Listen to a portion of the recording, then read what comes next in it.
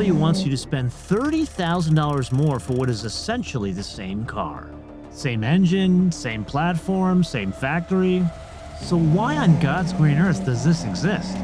Because if that's anything to go by, this may be the only BMW you can buy, drive, and not lose money. But of course, there's a catch. Is it actually worth over $100,000?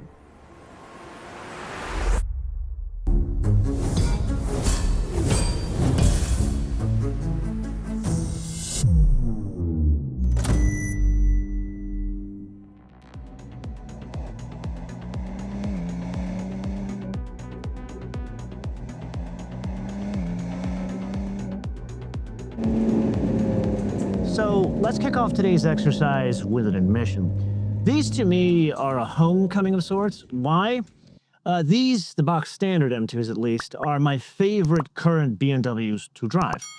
That aside, they are still this side of the Goldilocks area of mass, 3,770 pounds, or depending on express your weights and measures, 1,712 kilograms. With that. Oh, it gets squirrely in the back end. That's different. Thank you very much. Sure to say vielen Dank.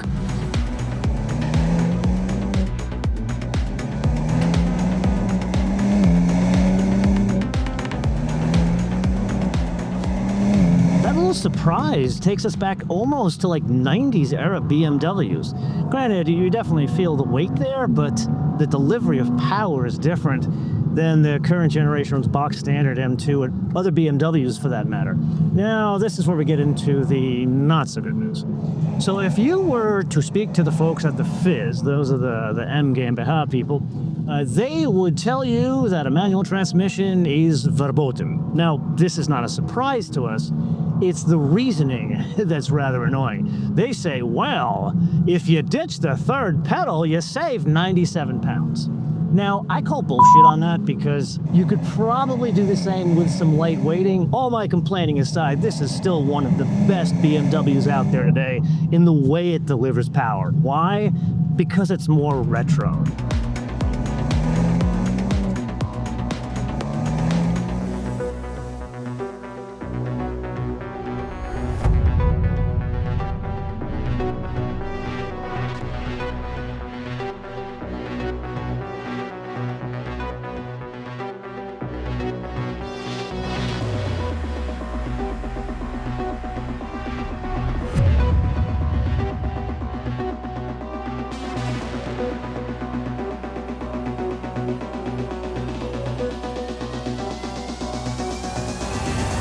So that's all fine and good, but what are the building blocks that make an M2CS an M2CS?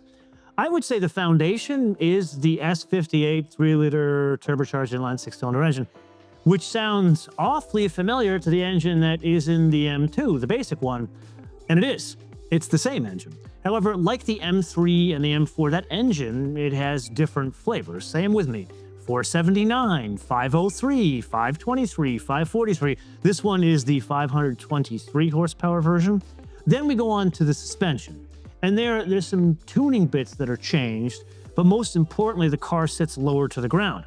Now, you've added more power, so of course, to make it faster, you need to make it lighter. They're BMW. They are heavily invested in carbon fiber reinforced polymer. Here, a couple of bits. The center console seats, I'd say the thing that is absolutely the most noticeable would be the roof, which ironically is also optional on the basic M2. But what you can't get on the basic M2, the trunk lid. It's got this like cool interpretation like of 73 RS ducktail spoiler, but this rendered in carbon fiber reinforced polymer. All of this together, it's about 100 pounds lighter.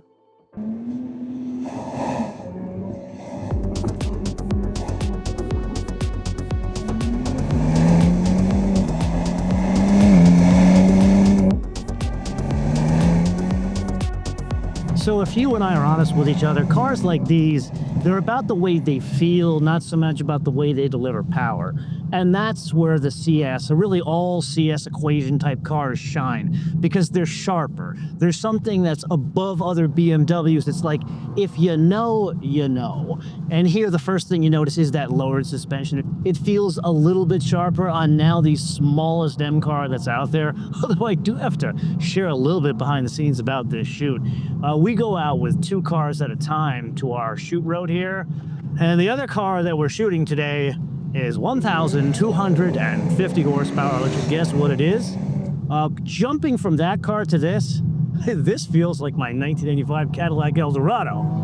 And now back to our regularly scheduled program. Here, everything kind of comes together, all the VITs we just talked about. The only thing I would say that really isn't stellar, believe it or not, the brakes. These are the carbon ceramic rotors. I don't think I'd pay the $8,500 for them.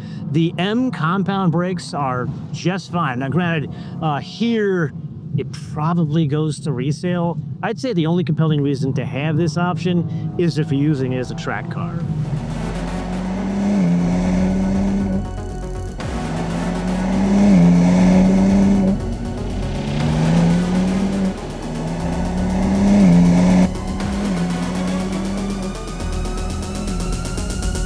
And so we arrive at an important question.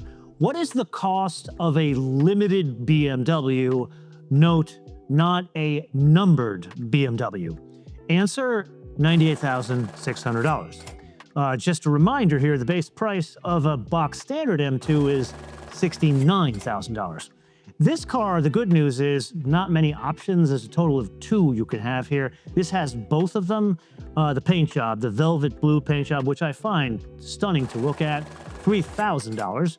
And then this has the carbon ceramic rotors for $8,500. And then, believe it or not, the destination handling from Mexico, yes, that's where these are made, $1,175, which brings us to $111,275 for a BMW M2. Now, while you are picking yourself up off the floor, let's talk about 2 important items. First, reliability of these things. Now, we did an episode comparing an M4 CS against a 911, and there we learned that they're very reliable. Granted, the wear items, you're going to go through them faster, and the parts are significantly more expensive. There was some teething problems even these had, like the M4 with the UX. But that, as long as you really change the oil and maintain these things, even if you get on them, they're pretty bulletproof reliable. Then we get into resale, and that's the really good news here. Yes, one could say, wow, $28,325, that's a huge premium to pay. But if we frame it in terms of ROI, that makes this car significantly cheaper. You see, the resale of the F87, that was the 2020 car, they made 2,381 of those, I believe, 621, depending on where you look, came to the US. Those cars had a base price of $83,600. However, those frequently change hands between $75,000 and $85,000. However, like the crazy collector car versions, the ones you see on Bring a Trailer with like 800 miles, they go between $95,000 and $110,000 plus. So theoretically, you could have a free car here.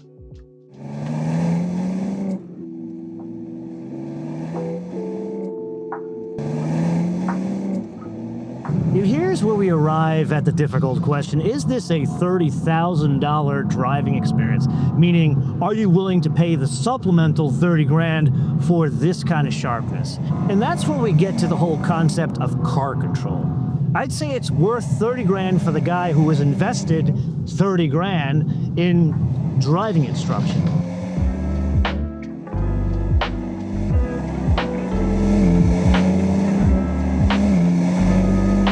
And so we arrive at an incredibly painful question.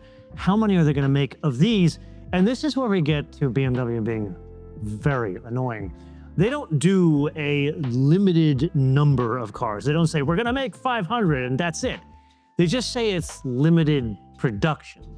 So I did push my folks at BMW North America, and they were kind of cagey with the answer, but they did say probably similar to the last run of these things, which would tell us about 2,000 units.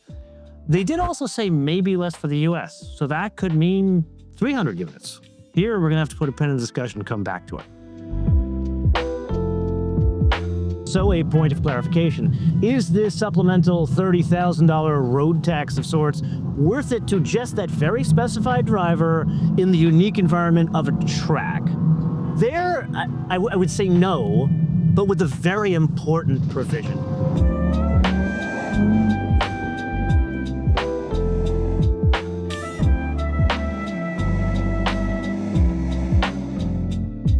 And that would be answering a question. But therein lies another catch. You have to be incredibly honest with yourself in answering the question. And the question is, what is the mission of the vehicle you are trying to acquire? You see, having something like this is like buying a boat or an airplane. You buy them for a specific mission, otherwise you lose the whole point. This falls under the heading of the person that wants very high performance, something very limited, and if that kind of fits the remit and the budget, then this is actually the cheaper car to own. Now, of course, I'm going to give you the disclaimer, never buy something because you think you're going to make money on it. But if you can mitigate the depreciation and have some fun along the way, well, I see nothing wrong with that.